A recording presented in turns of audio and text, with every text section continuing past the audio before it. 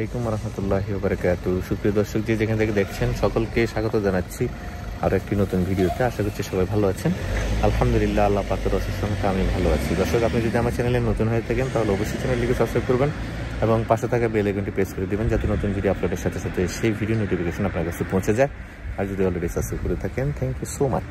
আজকে আমার কাছে যে প্রশ্নটা ইদানিং খুব বেশি আসতেছে সেটা হচ্ছে যে পর্তুগালের ভিসা আসলে কেমন হচ্ছে, পাশাপাশি পর্তুগালে যাওয়ার এখনই উপযুক্ত সময় কিনা, ইদানিং এই প্রশ্নটা বেশি আছে। আরেকটা বিষয় হলো যে পর্তুগালের এই যে ভিসা হচ্ছে এখন এটা কতদিন পর্যন্ত এইভাবে চলতে পারে, এই বিষয় নিয়ে। তো এই বিষয় নিয়ে আমি সুনির্দিষ্টভাবে কয়েকটি কথা বলে ভিডিওটি শেষ করবো। খুব দীর্ঘ ভিডিও না, খুবই সংক্ষিপ্ত একটি ভিডিও হবে। প্রথম কথা হচ্ছে এই মুহূর্তে পর্তুগালের ভিসা একদম অসাধারণ বিষয় হচ্ছে, ভিসা রেসিভ খুবই ভালো। যেহেতু ইন্ডিয়া যাওয়া লাগে তাই আসলে চাইলেও অনেক মানুষ একসাথে ঝাঁপাই পড়তে পারতেছে না, কারণ ইন্ডিয়ার ভিসা পাওয়াটা খুব টাফ। বিশেষ করে double entry visa, medical visa, যে কোনো ভিসা আপনি যেতে পারেন, এগুলো খুব বেশি টাকা দিয়ে নিতে হয়, যদিও হয় আর কি। আর না হওয়ারই পসিবিলিটি বেশি, কারণ হচ্ছে কন্ট্রাক্টই করতে হয়, লাখ টাকার উপরে লাগে।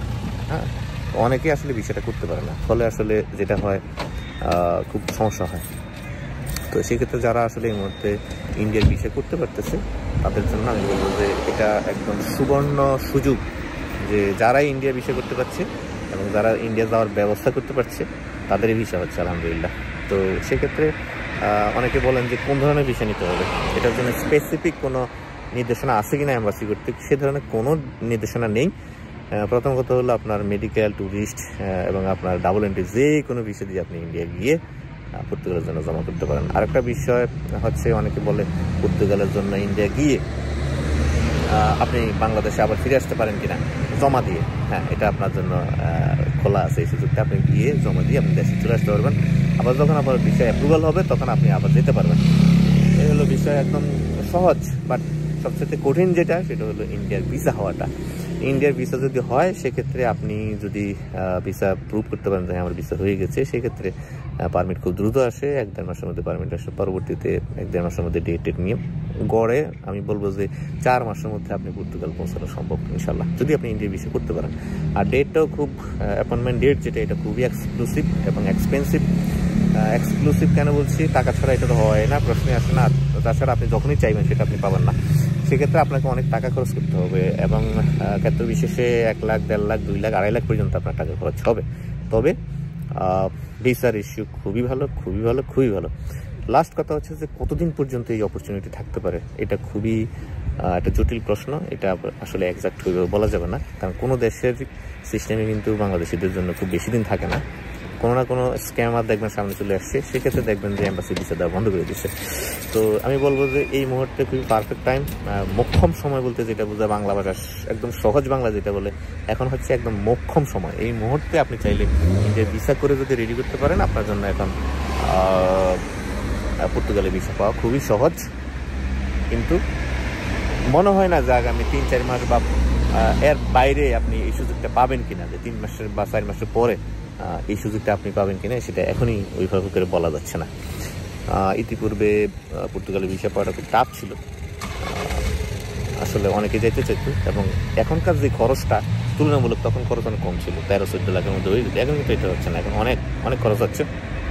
যাদের মোটামুটি 20+, 22, 23, 24, 25 লাখ টাকা এরকম বাজেট যাদের থাকবে, আমি বলবো যে তারাই মাত্র এখন যেতে পারছে। তবে মানুষ সিরিয়াস এখানে ঝাঁপাই পড়তে পারতেছে না শুধু 2টা কারণে। একটা হচ্ছে যে বাজেট অনেক বেশি, আর দ্বিতীয় হচ্ছে ইন্ডিয়ার ভিসা ম্যানেজ করতে পারে না। যদি আপনার বাজেট ভালো থাকে এবং ইন্ডিয়ার ভিসা আপনি ম্যানেজ করতে পারেন, আমি বলবো আপনার জন্য পর্তুগালের ভিসা ইনশাল্লাহ 99.99। কিছু তো ছেড়ে দিতে হবে, আল্লাহ পাকের রহমতের ব্যাপার আছে, আল্লাহর হুকুমের ব্যাপার আছে, শতভাগ গ্যারান্টি দিতে পারবো না। বাস ভিসা হচ্ছে 99.99, মানে বিশাল কিছু। ঠিক আছে, এটুক পর্যন্ত আমি আগায় গিয়ে গ্যারান্টিটা দিলাম, এর বেশি আর কিছু বলার নাই।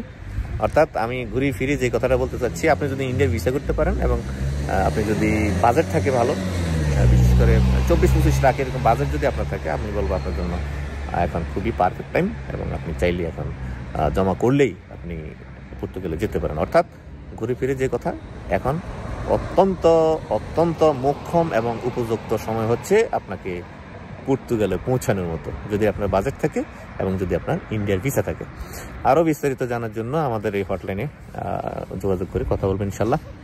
তো সবাই ভালো থাকবেন, এবং আপনারা যেই সুনির্দিষ্ট বিষয়ের উপরে প্রশ্ন করেছেন সেটির জবাব আমি বিস্তারিত দেওয়ার চেষ্টা করেছি। সময় বলেছি কত সময় লাগবে, 4 মাস 4.5 মাস, সর্বসাকুল্য হয়তো 5 মাসের মধ্যে আপনার ভিসা হয়ে যাবে ইনশাল্লাহ। আমি ভিসা হয়ে যাবে না, শুধু আপনি পর্তুগালও পৌঁছে যেতে পারবেন। সেক্ষেত্রে আপনাকে নিশ্চয়তা দিতে হবে যে আপনার ইন্ডিয়ার ভিসা আছে। যে পারমিট আসার পরে ইন্ডিয়ার ভিসা করবে এটা পসিবল না, ঠিক আছে? কারণ ডেট পাওয়া যেহেতু টাকার ব্যাপার, এটা কেউ আপনাকে করবে না।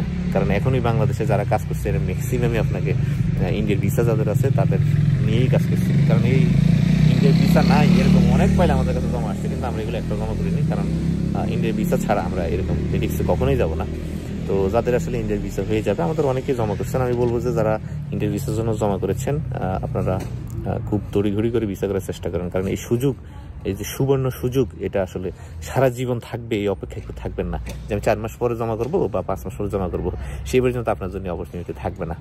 তো বিষয়টা আপনাদের কাছে একদম ক্লিয়ার করে দিলাম যে পর্তুগালের ভিসা এখন খুব ভালো হচ্ছে, আমি বলবো যে মুড়ির মতো হচ্ছে। সবাই ভালো থাকবেন, সবার জন্য অনেক অনেক শুভকামনা, দোয়া। দেখা হবে পরবর্তী ভিডিওতে, সে পর্যন্ত আল্লাহ হাফেজ।